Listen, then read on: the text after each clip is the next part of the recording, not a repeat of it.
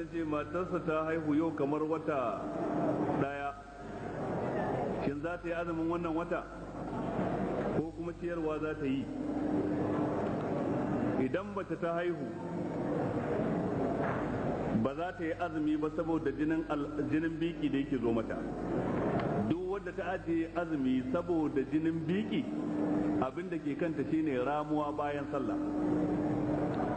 Amma idan jinin biki ya riga ya yanke mata baya zuwa, abin da yasa ta ajiye azumi shayar da jaririnta da take yi shine sababin ajiyar azuminta, to wannan ba ramuwa ne ke kanta ba, abin da yake kanta shine ciyarwa.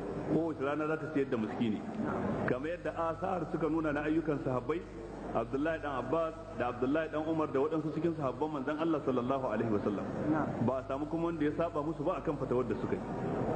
Da haka idan mace ta ajiye azumi saboda ciki da take da shi, ko ta ajiye azumi saboda shayarwa da take yi, abin da ke kanta shine ciyarwa ba ramuwa ba.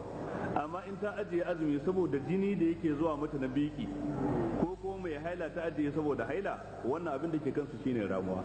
Haka mara lafiya abin da ke kansa shine ramuwa. Haka matafiyi abin da ke kansa shine ramuwa. Sai dai ita rashin lafiya iri biyu ce. Akwai rashin lafiya wadda ake tsammanin warkewarta, to wannan mutum zai sha azumi bayan sallah ya rama idan ya samu sauki. Amma rashin lafiya wadda ba a tsammanin warkewarta, in ma saboda an yi magani Allah bai sa an samu